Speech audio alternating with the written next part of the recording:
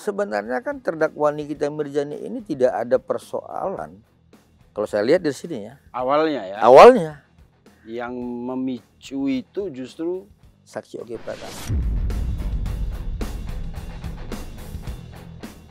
Jadi pada prinsipnya saksi Oki Pratama ini ya, dugaan saya sedang membangun kebencian di terdakwa Nikita Mirzani. Ada peristiwa sebenarnya awalnya lu ini sebenarnya nggak punya niat dari awal ngajarnya si Reza Gladys. Nah jadi sebenarnya kan terdakwa Nikita Mirzani sadar atau tidak sadar, ya pada saat replik itu sedang ditolong oleh penuntut umum. Fakta-fakta persidangan yang disampaikan oleh saksi-saksi itu kan bohong. Karena ya scientific investigation crime itu kan nggak boleh bohong.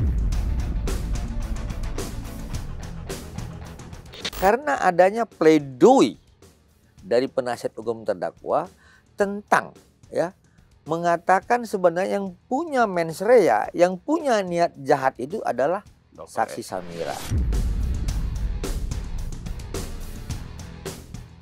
Silanglang nari jang menak. Artinya apa? Sudah sia-sia.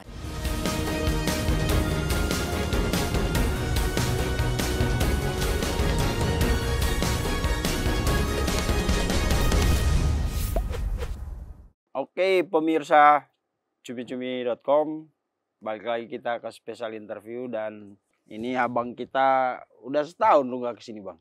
Satu Windu bang. Terakhir bulan berapa? Pokoknya udah lama lah. Beberapa kali ada sidang, tapi yang kesini Opung Surya sama Opung Robert. Betul. Mereka 2 apa 3 kali kesini. Betul. Nah, ini kasus Nikita ini sudah menjelang putusan ya bang, tanggal 28 Oktober ya? Betul. Berarti minggu depan dong? Minggu depan, Selasa. Wah, oke. Dan jelang keputusan ini banyak peristiwa penting sebenarnya. Saya juga mau bahas tentang kenapa Bang Fahmi tidak muncul sekarang. Tapi ya sudahlah, itu urusan Nikita dengan PH-nya.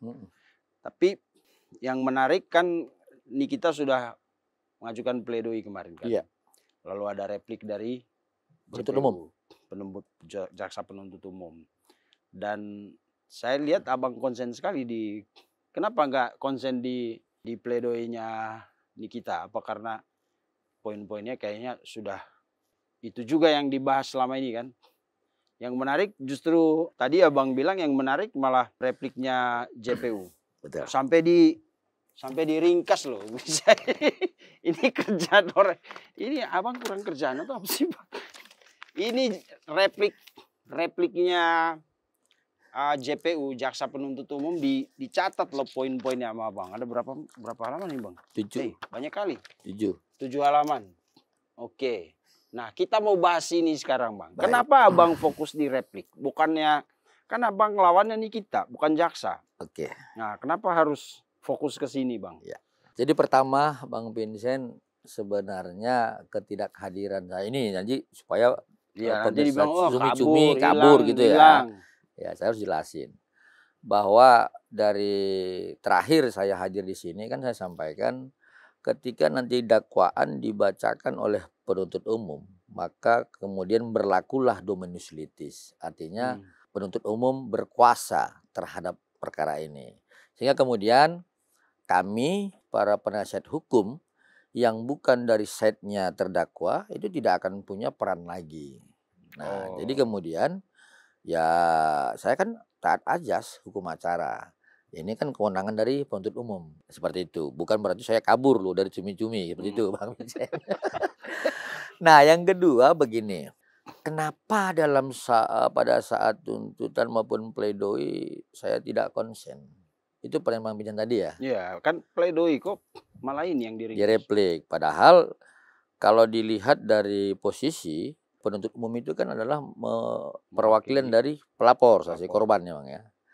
Jadi begini, jujur dengan mendengar narasi replik dari penuntut umum kemarin, ada beberapa hal yang mengganggu saya terkait ya sepertinya penuntut umum ini kok mengecilkan kami sebagai advokat gitu. Disuruh belajar, disuruh mencermati, jangan korbankan kliennya, jangan menyalahkan pihak lain. Nah, ini kan seperti ya itu kan walaupun terdakwa Nikita Mirzani adalah pihak lawan dari klien kami, tapi kan advokat yang mendampingi dia kan rekan sejawat saya gitu. Ya.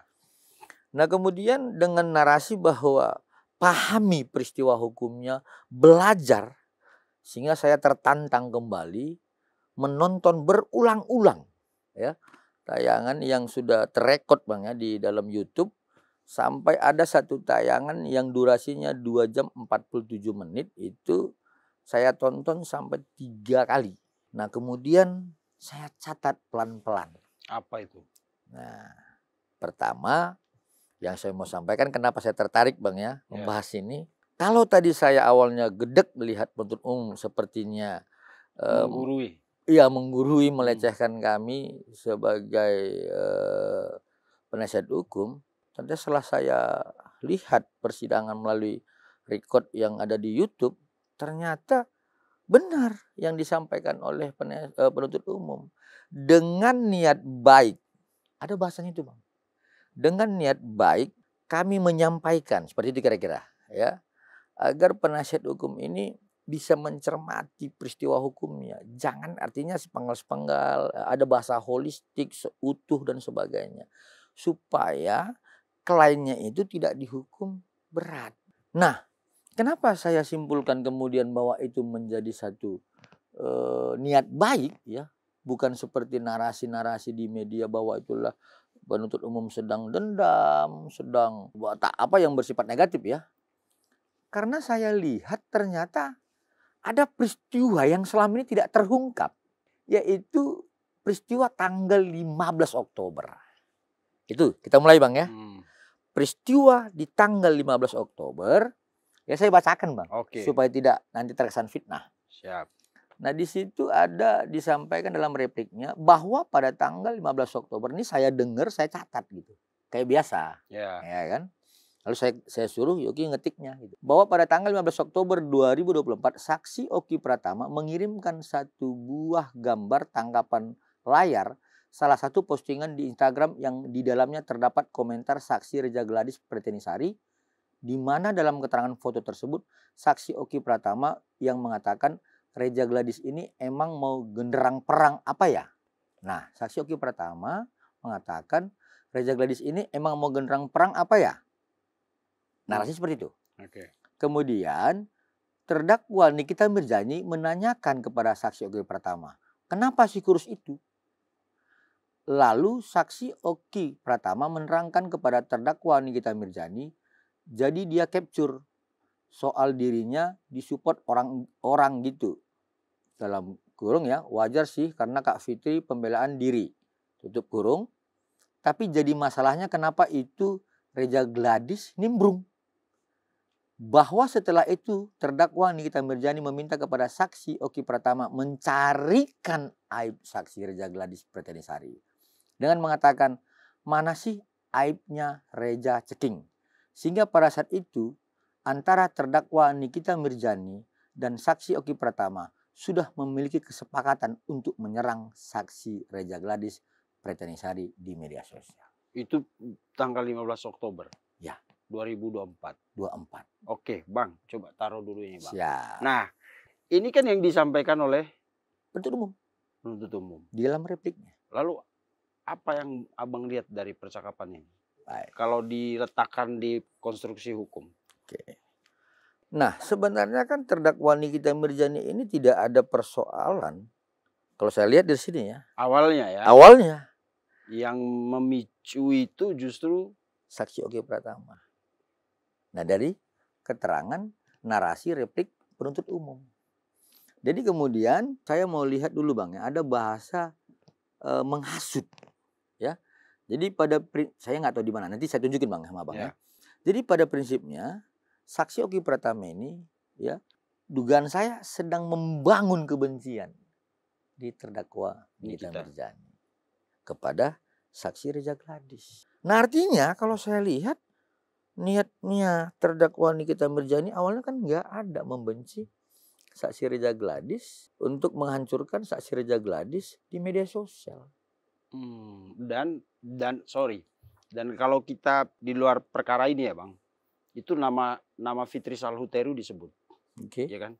Mungkin orang akan berpikir ini benar-benar memanas-manasi, karena di luar perkara ini publik udah tahu hubungan Nikita sama Fitri itu seperti apa.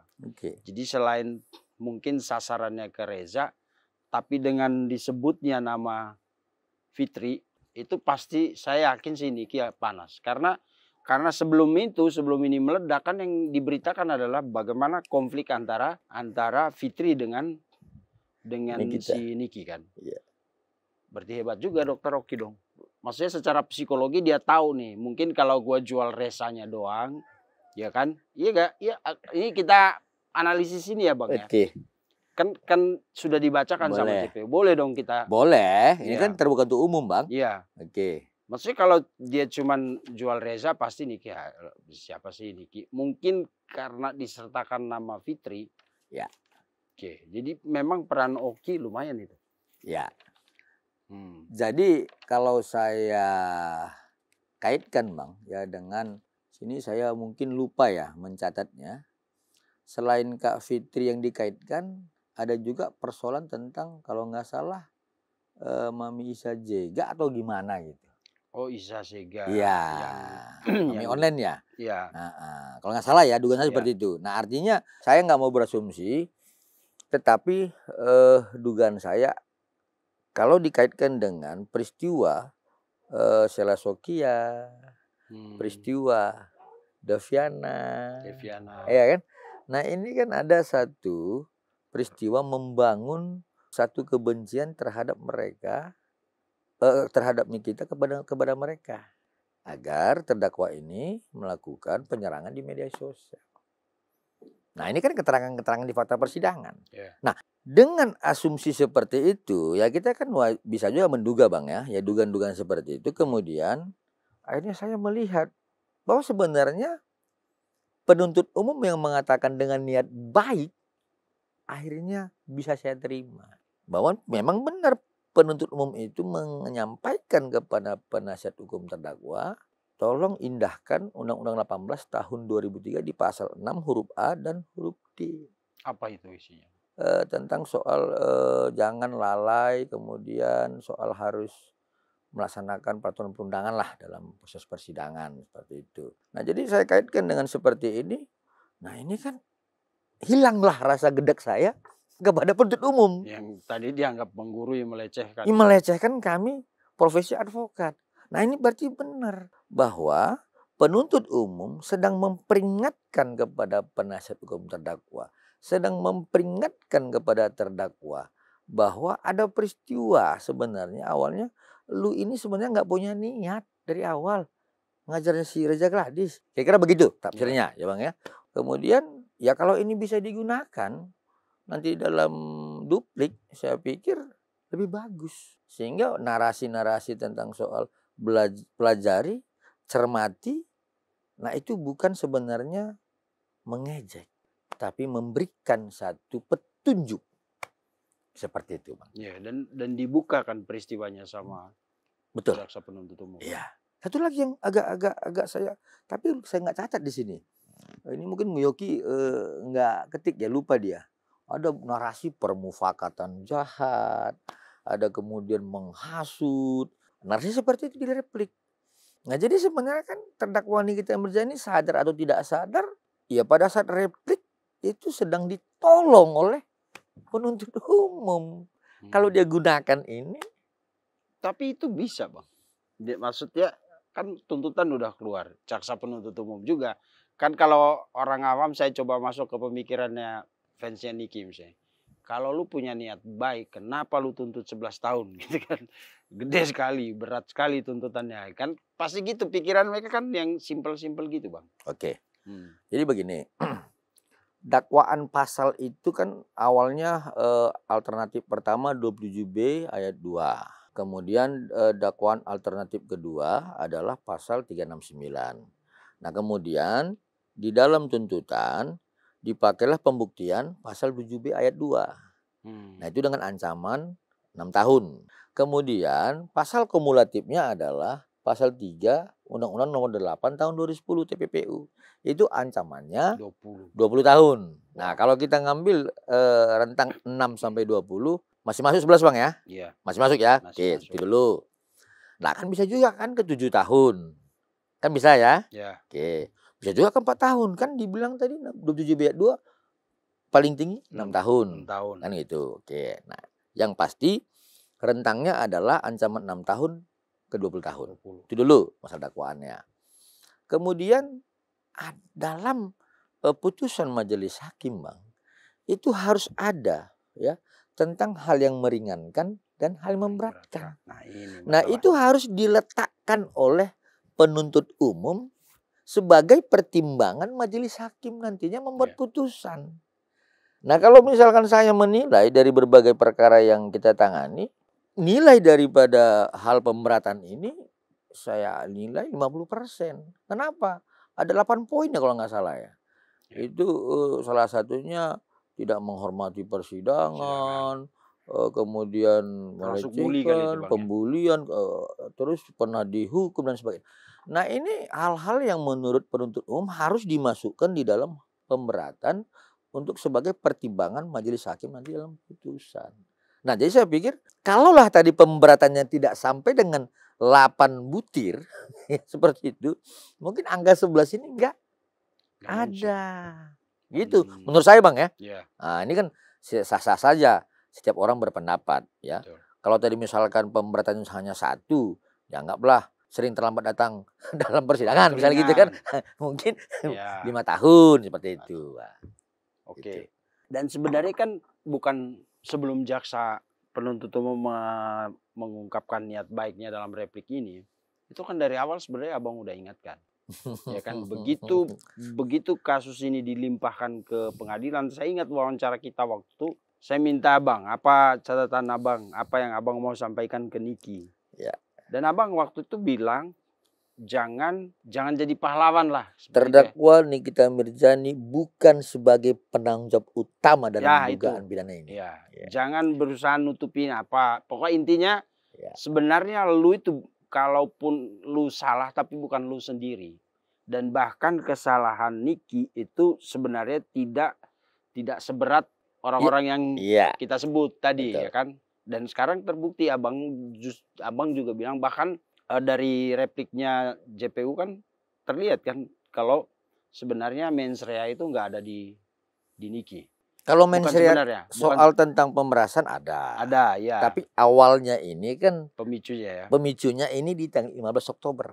Nah, selama ini kan kita melihat fakta persidangan dan perbuatan terdakwa dalam persoalan pemerasannya. Tidak melihat bahwa kenapa sih dia melakukan itu. Betul. Yaitu namanya teori klausulitas. Seperti itu Bang. Jadi kita terlena ya, pengacara Niki juga terlalu, ya benar juga kata hakim, kata jaksa ya Bang. Nggak tahu Bang, saya nggak mau minta di teman seperti saya. Karena kalau diikutin omongan ya, berarti selama ini sebenarnya mereka nunggu kapan lu keluarin ini, kapan lu, supaya kliennya jangan kasihan juga Niki ya Bang. Ya dari awal kan saya bilang, terdakwa Nikita Mirzani ini adalah orang yang harus diselamatkan. Ya, karena dia bukan sebagai penanggung jawab utama terhadap peristiwa ini. Betul. Nah, kemudian melihat juga bahwa dia adalah seorang ibu. Gitu. Nah, itu kan saya sampaikan beberapa kali di dalam special interview di Cumi gitu. Tetapi persoalannya apakah kemudian ini menjadi satu referensi pertimbangan dari terdakwa? Saya nggak lihat itu. Tapi mudah-mudahan dengan membaca replik daripada penuntut umum, rekan-rekan sejawat saya yang di sebelah sana menganggap bahwa itu adalah nasihat baik, bukan hantaman atau lecehan. Kalau saya sih awalnya mama menganggap itu lecehan. Tapi kemudian setelah saya tonton berulang-ulang, saya anggap itu nasihat. Dan satu lagi, kalau tidak salah waktu pembacaan dakwaan, itu kan nama Dr. O, Dr. S itu kan disebutkan dalam dakwaan. Itu waktu itu kita ada duduk di sini lagi ya. Abang ingatin. Sebelum. Waktu itu abang sempat nyentil sebenarnya. Ada tersangka baru harusnya. Harusnya. Ya, tapi kan nggak keluar. Ya, jadi begini Bang. Sebelum saya menyampaikan itu sebelum dakwaan dibacakan. Ya. Ya, Ismail Marzuki dan Nikita Mirzani masih sebagai tersangka. Tersangka. Oke. Betul. Nah, saya sampaikan bahwa harus ada lebih dari 2 tersangka. Sehingga kenapa kemudian kami menyurati Bareskrim ya, dan Karawasidik untuk melaksanakan gelar perkara khusus. Karena dari pemeriksaan ulang klien kami Dr. Reza Gladys, kalau nggak salah itu sekitar April atau Maret saya lupa, itu tentang petunjuk P19 jaksa, itu kami menduga kuat bahwa ada hal-hal yang diberikan petunjuk oleh penuntut umum kepada penyidik terkait perbuatan orang lain. Karena kan pertanyaannya kan ya kita kan bukan advokat yang maksudnya ngantar-ngantar barang aja kemana-mana gitu, enggak gitu, kita pelajari gitu loh. Nah, kita dampingi klien kita. Nah, ini kayaknya petunjuk dari jaksa pada penyidik harus ada gitu. Makanya kita suarakan saat itu. Nah, kemudian setelah pembacaan dakwaan saya nggak ada bicara lagi tuh. Tetapi dalam dakwaan nama itu disebutkan dengan peristiwa 3 November. Itu disebutkan. Nah, kemudian ditambah lagi dalam replik ya kemarin itu peristiwa 9 November itu ada peristiwa bahwa saksi Oki Pratama mengirimkan pesan WhatsApp kepada saksi Samira mempertanyakan soal glowing booster cell yang sudah dikirimkan kepada saksi Samira ke apartemennya, dan saksi Oki Pratama mempertanyakan, sudah dibuat nggak VT-nya Kak? Kira-kira begitu. Oh. Iya, gini begini dan sebagainya. Nanti saya bacakan Bang. Kemudian dia bilang begini, itu dan senjata kita. Nah, lalu tapi sebelum dia katakan itu senjata kita, dia bilang begini, itu kan sudah nggak dijual lagi. Nah, mereka tahu itu sudah nggak dijual lagi. Nah, kemudian, iya Kak, tapi kan sudah saya kirim ke apartemen Kakak. Nah, dalam peristiwa 9 November itu, saksi Oki Pratama dan saksi Samira sama-sama mengetahui glowing booster cell itu nggak lagi dijual oleh saksi Reza Gladys. Tetapi di fakta persidangan kan terus disampaikan masih dijual. Kan seperti itu. Dan kemudian terdakwa Nikita Mirzani selalu mengotot bahwa dia merepost review-review saksi Samira terkait glowing booster cell itu sekitar bulan November atau Oktober, saya lupa itu. Ternyata di dalam bukti digital forensik ya, alat bukti elektronik itu, bahwa saksi Samira sendiri mereview glowing booster itu di tanggal 19 Desember setelah Reza Gladys membuat laporan. Lalu di mana peristiwa yang disampaikan terdakwa Nikita Mirzani bahwa produk glowing booster cell itulah yang saya review untuk menyelamatkan masyarakat? Di mana, kapan itu? Sementara dalam alat bukti elektronik dikatakan 19 Desember itu direview oleh saksi Samira. Reza Gladys sendiri membuat LP tanggal 3 Desember. Berarti sebelum tanggal 3 Desember kan tidak ada review glowing booster cell. Paham Bang ya? Iya. Berarti fakta-fakta persidangan yang disampaikan oleh saksi-saksi itu kan bohong. Karena ya scientific investigation crime itu kan nggak boleh bohong. Alat bukti elektronik itu nggak boleh bohong. Kita saling WhatsApp, itu akan terekam melalui proses ekstraksi. Itu tercatat. Dan penuntut umum itu nggak bersaksi begini, nggak begitu. Dia hanya baca. Dan itu bukan sebuah kebohongan. Tapi kalau misalnya ada mengatakan bahwa terdakwa Nikita Mirzani menyelamatkan wajah-wajah masyarakat Indonesia dengan mengatakan glowing booster cell ini begini sebelum Reza Gladys membuat LP, kan nggak ada faktanya. Faktanya adalah itu direview setelah laporan. Dan nangkep Bang? Nangkep. Jadi, nah coba kita sekarang, ini kan baru terang nih Bang. Kalau selama ini kan setelah replik Bang ya? Iya, di sini dibuka semua jadinya kan. Selama ini kan sepotong-sepotong. Berarti tadi misalnya yang peristiwa 15 Oktober itu ada pernyataan Oki, kalau dalam bahasa kita kayak memanas-manasi Niki. Betul. Ya kan? Ini Reza begini-begini loh. Dia ngerasa didukung Fitri. Walaupun di situ di dalam kurung ya. Dalam kurung. Niki dengar nama Fitri Salhuteru langsung darah tinggi.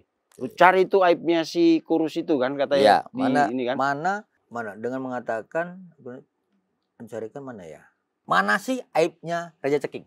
Ya, Reja Ceking. Ya. Lalu kemudian muncul itu review-review itu. Belum. Jadi ini peristiwa 15 Oktober 2024. Kemudian lanjut dengan peristiwa bukan review Glowing Booster Cell. Ini tentang soal terdakwa Nikita Mirzani live mengatakan Reja Gladys itu dempul wajahnya begeng dokter tak apa gitu. Tidak ada berbicara tentang soal glowing booster cell. Yang mulai pembicaraan glowing booster cell itu menurut bukti elektronik adalah di tanggal 19 Desember 2024. Setelah Reja Gladys membuat LP tanggal 3 Desember. Oke. Nah, kita urut Bang ya. Yep. 15 Oktober mana aib si Reja Ceking. Oke.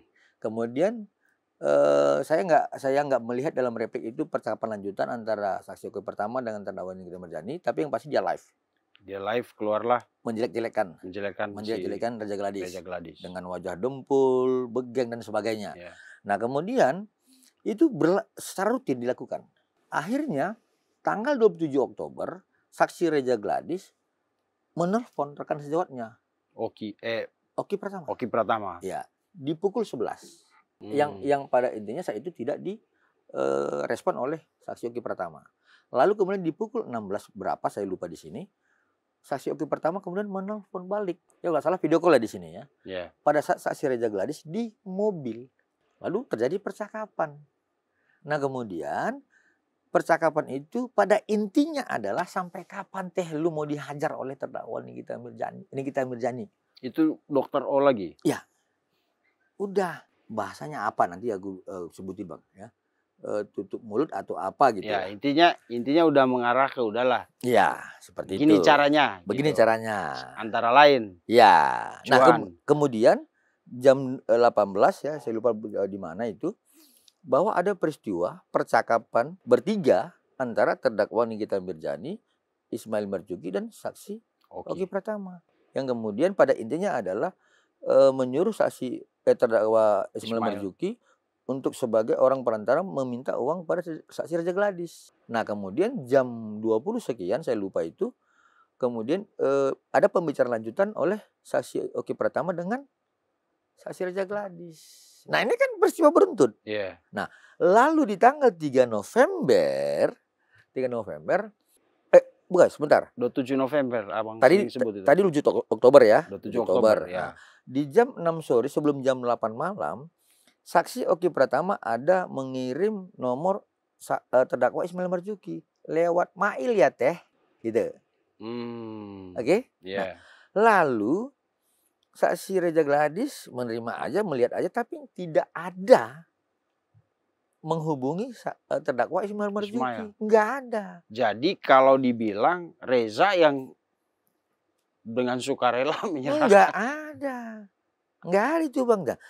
Jadi saya ulang Bang ya, sejak 27 Oktober ketika saksi Oki Pratama mengatakan lewat mail ya teh, saksi Reja Gladys kan tidak ada menghubungi mail nih. Lalu tanggal 3 November itu yang dalam dakwaan saksi terdakwa Nikita Mirzani mempertanyakan kepada saksi Oki Pratama soal duit gitu. Gimana ya? Ntar Bang. Aku mau lihat nanti biar tidak terkesan fitnah gitu Bang. Ini nih.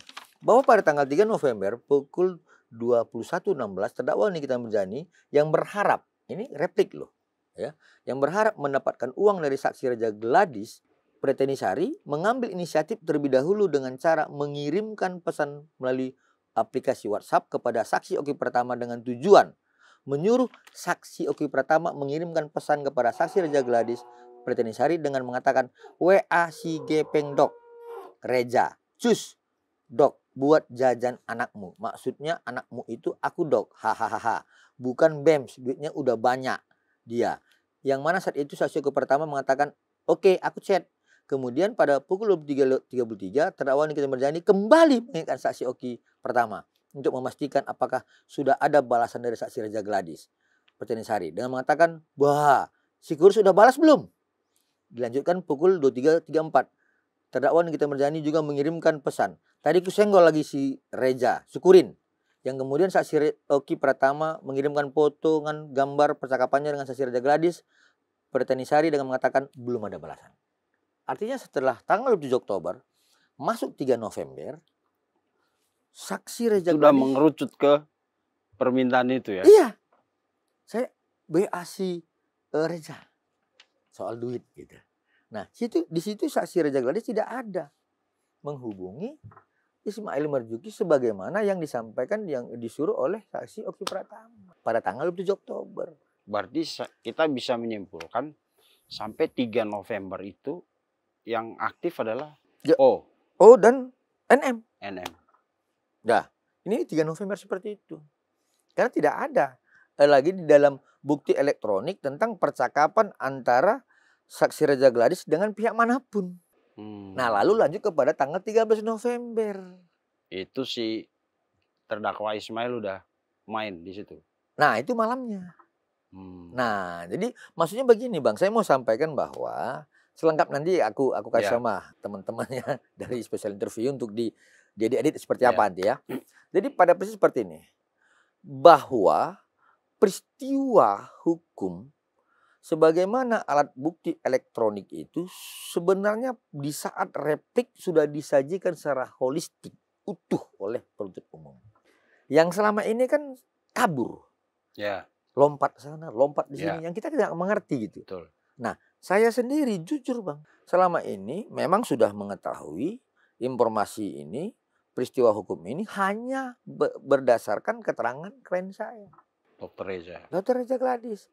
Tetapi terhadap peristiwa antara terdakwa Nikita Mirzani, saksi Oki Pratama, terdakwa Ismail Marzuki, saksi Samira, itu kan ada di bukti elektronik, ekstraksi. Percakapan mereka. Iya. Dan itu dimiliki oleh penuntut umum yang dibacakan saat replik kemarin. Nah, anehnya, dan ini sebenarnya udah jadi pertanyaan kita lama ya Bang, dari awal yang seperti tadi kita bilang. Sampai sekarang Dokter Oki Samira tenang-tenang saja. Padahal di situ kan lumayan sampai JPU menyebutkan ada permufakatan jahat kan. Ya. Tapi kenapa cuma 2 itu? Kan itu jadi pertanyaan kita selama ini kan. Kenapa cuma 2? Sampai nih kita mau diputuskan sekalipun sekarang, nama 2 orang itu Dokter S sama Dokter O itu gak masuk. Ya. Menurut Abang kenapa? Ada yang, kalau orang awam kan ya udah dia mikirnya sederhana aja, ini ada yang lindungin atau dia nyiram atau apalah gitu. Kalau menurut Abang kenapa? Karena gak jelinya pengacara atau apa? Oke. Karena jelas sekali nih Bang. Ya. Yang aktif dari tadi kita bilang 15 Oktober sampai 3 November, bahkan 13 November, itu kan termasuk Dokter Oki. Kalau saya sih lebih berpendapat kepada satu tidak lengkapnya tahapan itu. Ya, maksudnya seperti ini. Ketika ada petunjuk P19 dari penuntut umum, tahapan itu nggak lengkap dilakukan. Kalaulah misalkan lengkap dilakukan oleh penyidik, saya yakin ini akan terjadi, masuk. Oke, berarti bolongnya emang dari proses penyidikan? Dugaannya seperti itu. Jadi kenapa kemudian kami kemarin meminta di Bareskrim untuk melaksanakan gelar perkara khusus. Panggil itu penyidik. Tolong dibacain apa sih petunjuk dari jaksa penuntut umum terkait P19-nya, kok lama banget? Kan. Jadi sebenarnya terhadap keterangan klien kami kan hanya sebatas menceritakan tentang peristiwa-peristiwa di media sosial dan perbuatan ya saksi Oki Pratama dan saksi Samira. Dan itu diterangkan oleh klien kami. Selesai, nggak lama Bang. Tapi kenapa sampai dengan tahap kedua begitu lama saat itu? Jujur, kami curiga. Ini tidak lengkap tahapannya dalam proses tahapan penyidikan. Dugaan kami seperti itu. Dan apakah ini boleh kita, kalau nanti nggak boleh ditayangin, Abang boleh suruh saya cut. Tapi saya ingat waktu itu ketika orang mulai meragukan ini kita bakal bebas karena ditunda terus kan. belum P21, lalu rame di luar. Di kita bakal bebas, nggak bisa terbukti segala macam. Tapi di obrolan kita waktu itu, ini karena kan udah ini kan. Saya tanya, Bang, kita udah habis-habisan ngomong di sini. Abang yakin sekali nih kita bakal masuk. Kita ngobrol, kenapa kok lama sekali, Bang? Lalu abang bilang apa waktu itu? Kalau cuman Niki sama Ismail mah nggak perlu 2 kali perpanjangan ya waktu itu ya. Nggak perlu di-cut nih. Ya, nggak perlu di-cut ya. Iya, itu obrolan kita off the record dari awal loh, Bang. Off the record, dari awal tapi kita ngobrol sini. Karena sekarang udah ada replik, peristiwanya jelas sekali. Ya saya buka sekarang. Jadi waktu itu saya tanya, Bang, ini orang udah hujat-hujat saya ini. Karena kita kan banyak di sini waktu itu ya. Dari semua media kayaknya yang paling berani untuk menghadirkan, boleh dibilang melawan Niki lah waktu itu kita. Setiap minggu saya kemari. Iya, dan saya waktu itu, ini orang bener gak? Lalu kita di luar ngobrol kan. Bang, ini serius gak? Ini kok lama sekali? Betul. Lalu abang, saya ingat waktu itu Bang Vincent, kalau urusannya cuma Niki sama Ismail, nggak perlu 2 kali masa penahanan. Ya, itu udah dua kali perpanjangan masa tahanan kan. Ya. Itu dari awal masa pertahanan pertama itu udah P21. Tapi kita nunggu, saya duga ini ada 4 orang. Ya. Dan mereka harus masuk semua. Ya kan? Tapi akhirnya P21 kan dengan hanya 2 tersangka waktu itu. Lalu makin kesini makin kenceng ini nama 2 orang ini. Nah, abang nanti akan melakukan ini lagi gak? Kan katanya bisa, waktu itu abang bilang, saya bilang kalau nanti diungkap di tengah persidangan, Bang, apa yang akan terjadi? Apakah perlu laporan khusus? Lalu abang waktu itu jelaskan, oh itu tergantung hakim dan jaksa ya. Kalau mereka bisa masukkan aja, itu bisa perintahkan kepolisian untuk ini jadiin tersangka gitu. Terus ada gelar khusus segala. Kalau sekarang dengan semakin terang benderang ini, Bang, kelihatan si O dan S ini kan cukup berperan aktif. Kira-kira ke depannya gimana? Yang pasti begini, ketika putusan itu sudah ada nantinya, kami kan bisa gunakan itu sebagai satu alat bukti sebagaimana 184 KUHP. Sebagai alat bukti surat. Kemudian kami akan mengambil alat bukti yang lain untuk pemenuhan minimal 2 alat bukti. Kami sebagai penasihat hukum, Bang ya. Nah pertanyaannya, apakah klien kami akan mau melanjutkan ini? Ini aja sebenarnya. Oh, berarti nasib 2 orang itu juga ada di tangan Dr. Reza dong. Mau apa enggak dia melanjutkan itu? Benar. Kalau soal petunjuk udah jelas. Ya jelas sekali ini kalau pakai ini, Bang. Tinggal putusan kita gunain itu. Mau lanjut gak? Mau lanjut enggak? Tergantung klien kami. Ya, saya doakan klien abang nggak capek sih, biar lanjut aja gitu. Supaya terang semuanya. Ya kan, karena ini tadi kan udah dibuka terang benderang. Bagus sekali ya. Akhirnya saya harap sih pemirsa juga membuka mata bahwa kalau selama ini kan waktu kita bilang ada tersangka baru kan rame itu dihujat. Betul. Ngarang aja lu, bla bla bla, itu komen itu di bawah. Ya tapi waktu itu saya yakin bener karena abang pernah cerita ada bocoran percakapan itu kan. Dan itu dari dakwaan jaksa akhirnya waktu itu. Yang di dakwaan jaksa tentang bocoran percakapan yang mana, Bang? Ya, ada nama 2 orang ini kan di dakwaan itu. Iya, itu di dakwaan jaksa itu ada. Iya. Disebutkan di tanggal 3 November. Kalau yang saksi 27 waktu itu Abang bilang. Ada di peristiwa 27 Oktober apa? Iya, kalau di dakwaan jaksa kalau nggak salah saksi S nggak ada, Bang. Saksi S, saksi O ya. Saksi O aja yang ada saat itu dalam dakwaan jaksa ya. Nah, jadi kalau saya sih berpendapat saat itu peristiwanya itu adalah tanggal 27 Oktober, 13 November, 14 November dan 27 November. Nah, sehingga kemudian saya berharap menduga dengan konstruksi hukum 27 November ada 4 orang harusnya tersangka. Nah ternyata dalam dakwaan 27 November kan nggak dimasukin. Nah di repliknya itu dibuka kembali. Kenapa dibuka? Ini saya lanjutkan, Bang ya. Kenapa dibuka oleh penuntut umum dalam repliknya peristiwa 27 November padahal di dalam dakwaan saya rasa nggak ada ya.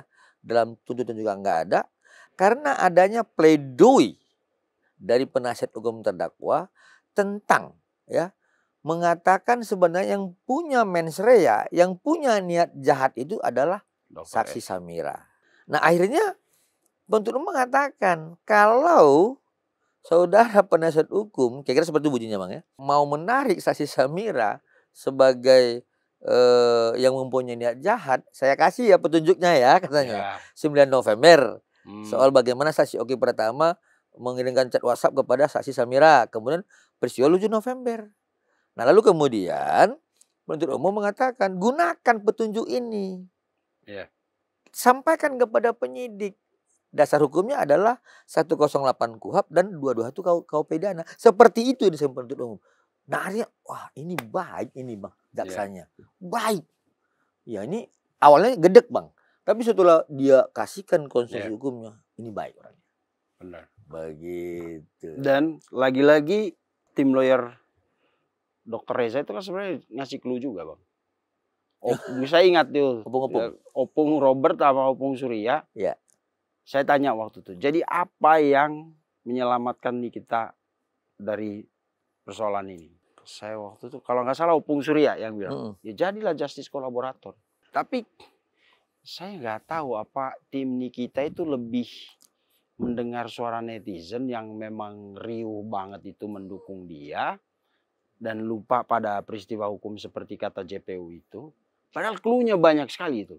Misalnya, ayolah, buka semuanya, terus jadilah justice kolaborator. Ini ada peluang untuk ada tersangka lain, dan itu bisa menyelamatkan Nikita karena abang dari awal bilang Nikita itu bukan penanggung jawab utama. Itu banyak sekali clue itu, ya kan? Yang mungkin kalau itu dimanfaatkan, diolah, dikaji dengan baik, tuntutan 11 tahun itu mungkin nggak ada. Nggak akan muncul, Bang. Kasihan sekali ya, Bang. Betul. Nah, setelah itu kan tetap aja terjadi ini kan. Tuntutan 11 tahun dan ya kalau sudah segitu sih kayaknya untuk kita tidak mau mendahului keputusan hakim. Tapi biasanya kan kalau 11 tahun tuntutannya kalau mau bebas tuh kecuali ada bukti yang dijungkir balikin benar gitu Bang. Nah, soal justice kolaborator Bang. Ini kan jaksa udah buka ini. Nikita bisa nggak pakai ini untuk kemudian walaupun udah sejauh ini kan tinggal seminggu doang ini mau keputusan. Bisakah materi ini jadi dia pakai untuk kemudian jadi justice kolaborator aja lah? Oke, besok Bang ya. Besok ini adalah agenda terakhir sebelum putusan. Ya, setelah pledoi, replik, kemudian ada duplik. Nah, besok ini tentang tanggapan penasihat hukum dari terdakwa terhadap repliknya jaksa penuntut umum. Nah, kalau saya ditanya, Bang, itu bisa-bisa aja 182 KUHP menjelaskan tentang bahwa penasihat hukum terdakwa itu diberi kesempatan terakhir untuk menyampaikan jawabannya. Nah, sampaikan aja bahwa memang apa yang disampaikan oleh penuntut umum itu benar dan kami merasa bahwa begini dan seterusnya. Bisa kalau menurut saya, dan itu pengalaman kami sudah pernah terjadi. Karena apa? Terkadang kan kalau kita sering menangani perkara lebih dari 3 atau 5 dalam satu dekade gitu Bang, anggaplah 5 sampai 6 bulan, pasti ada 2 ke 3 perkaranya kita nggak betul-betul serius gitu. Nah, akui aja gitu loh bahwa dalam 2-3 perkara ini saya pernah seperti itu. Kurang cermat memahami peristiwa hukum. Sehingga dalam agenda-agenda pada saat melakukan pledoi, kemudian dalam dupliknya, saya gunakan kesempatan itu untuk membela klien saya. Seperti itu. Tapi kalau nggak digunakan itu Bang, upaya-upaya yang selama ini dilakukan oleh terdakwa Nikita Mirzani dan terdakwa Ismail Marzuki, saya mau pakai satu pepatah ya dari kampung saya Bang ya. Itu sering disampaikan oleh bapak saya. Narasinya seperti ini. Silang lang nari jang menak. Artinya apa? Sudah sia-sia gitu. Nah, jadi kalau nggak digunakan, ya saya hanya bisa menyampaikan nanti dalam putusan. Ya kalau bapak saya tadi katakan silang lang nari jang menak, saya katakan silang lang nari jang me turangku. Aku bilang begitu. Artinya apa itu? Ya karena tadi kalau nak itu ada kan bahasa karonya ke bahasa Indonesianya itu untuk laki-laki. Karena Nikita ini wanita ya saya bilang tuanku. Artinya sudah sia-sia itu, wahai wanita. Oh. Kalau nggak digunakan tuh besok terakhir loh bang. Besok terakhir. Besok. Nah, besok agenda terakhir untuk melakukan duplik. Lalu tanggal 28 Oktober udah putusan. Seperti itu. Ya tanpa punya tendensi apapun, mudah-mudahan ya dimanfaatin ya bang. Ya. Karena 11 tahun itu penyelamatan ini menurut saya sih susah sih. Ya sebenarnya bang. Sebagai orang awam aja. Ngeri bang. Akrobatnya ngeri kali hakim tuh kalau sampai 11 tahun jadi 0 gitu ya agak. Ya sebenarnya gini bang. Saya sih yang melihat paling agak aneh ya. Satu perbuatan dari terdakwa Nikita Mirzani ataukah dengan ini sadar tidak saya nggak tahu. Menggunakan satu alat rekaman antara si A dengan si B saling berbicara, kemudian si B merekam si A, lalu dasarnya ini dilaporkanlah majelis hakim dan jaksa penuntut umum ke KPK. Si A mengatakan kepada si B bahwa Reza Glanis menyuap penegak hukum si baju coklat gitu. Nah ini digunakan terdakwa Nikita Mirzani ngelaporin majelis hakim dan jaksa penuntut umum. Ini kan satu hal yang aneh. Anehnya begini bang. Pertama, di dalam proses persidangan, terdakwa Nikita Mirzani mengatakan bahwa rekaman yang dibuat oleh saksi Reza Glanis klien kami adalah illegal access yang nggak bisa digunakan sebagai alat bukti. Tetapi dalam persoalan yang lain, dia mengatakan ini adalah legal access, sah. Sah, bukti yang sah. Rekaman yang tadi. Iya. Oke. Nah yang kedua, ini si A dengan si B kan tidak ada hubungannya dengan peristiwa hukum ini. Dari mana tahu si A? Dan kemudian bagaimana si A itu bisa berperan dan mengetahui dan bisa membuktikan bahwa si Reza Glanis menyuap hakim dan jaksa. Ini kan mereka sedang menggosip. Ini satu hal yang aneh bagi saya gitu bang. Karena apa? Dalam Undang-Undang 20 tahun 2001 tentang perubahan Undang-Undang 3199 itu jelas tentang peristiwa tentang penyuapan itu seperti apa yang harus dibuat tentang alat bukti. Jadi saya pikir ya terhadap perbuatan ini kalau dibilang jaksa tersinggung, saya pikir bukan tersinggung sekali. Tetapi ada tersinggungnya sebenarnya kan. Ya kan dia ini kan. Saya yakin sekali sih bang. Hah? Tersinggung sekali. Sekali bang ya. Saya bilang tersinggung aja gitu. Karena potongan itu akhirnya begitu menyebar di dunia media sosial. Saya lihat itu rekaman-rekaman itu. Oke. Ya pasti sebagai penegak hukum, apalagi kalau hal itu tidak mereka lakukan, lalu disebar sedemikian rupa. Yang katanya selalu bilang itu perbuatan admin lah atau apapun itu. Wah itu kalaupun saya ada di posisi jaksa atau hakim itu saya marah sekali. Saya pakai marah aja bang, nggak pakai sekali. Saya pakai sekali karena isu sensitif tuh korupsi pejabat itu. Benar. Lagi gencar-gencarnya. Betul. Itu. Nah yang terakhir nih bang. Siap. Besok kesempatan terakhir Niki.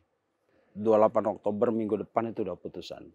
Banyak yang bilang paling bebas di sini. Walaupun dari awal saya sih tidak yakin dengan konstruksi hukum yang kita diskusikan di sini kan. Saya tahu banyak itu dari Bang Biring tentang perjalanan kasus ini.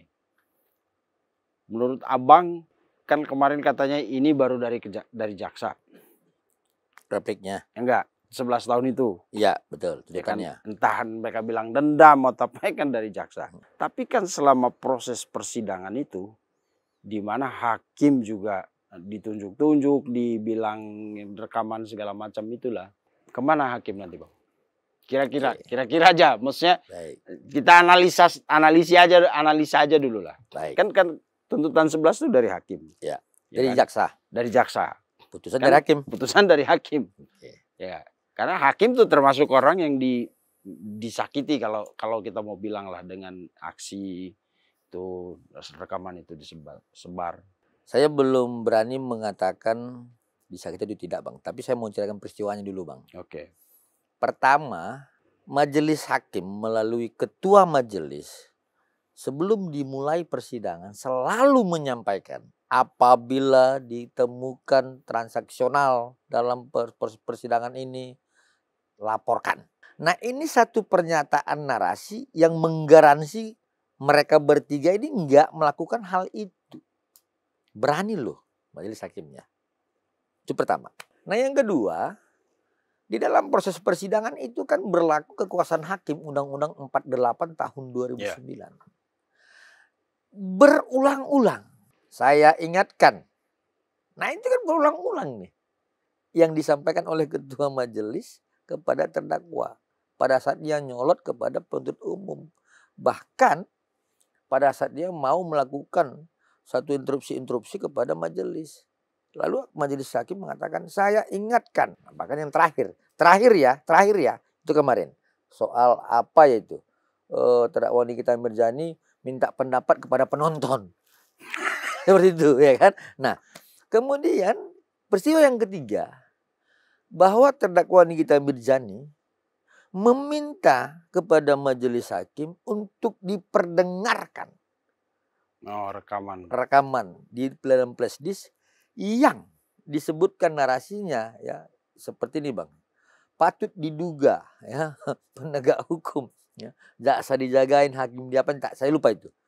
Bayangin Bang, dia minta kesempatan kepada majelis hakim untuk menyampaikan ke dalam publik bahwa majelis hakim ini diduga disuap. 3 ini Bang, ya menurut saya ya kalau pakai sekali, ya saya pakai sekali Bang kali ini. karena yang paling berkuasa di situ hakim. Majelis hakim. Kalau jaksa ya nggak pakai sekali Bang. Kali ini saya katakan pakai sekali. Karena ini kekuasaan hakim. Ya ini di rumah hakim. Lalu kemudian ada orang yang di dalam persakitan yang didakwakan sedang melakukan perbuatan dugaan tidak pidana, melakukan perbuatan-perbuatan yang dianggap bahwa dia punya powers melebihi majelis hakim. Kalau saya kali ini pakai sekali. Nanti kita tunggu Bang di tanggal 28 itu. Tapi tetap saja kalau Nikita menggunakan tadi kesempatan terakhir itu diduplik, mungkin hakim juga akan bertimbang. Ya, paling tidak sekalinya enggak ya. Enggak ada sekalinya. Marah aja. Seperti itu. Iya. Gitu. Jadi terima kasih Bang. Akhirnya memang ya mudah-mudahan sih penonton jadikan ini pelajaran ya. Bahwa pengadilan itu bukan tempat adu suara. Siapa lebih banyak, siapa lebih keras. Bukan berakting. Ya, siapa lebih kencang. Betul.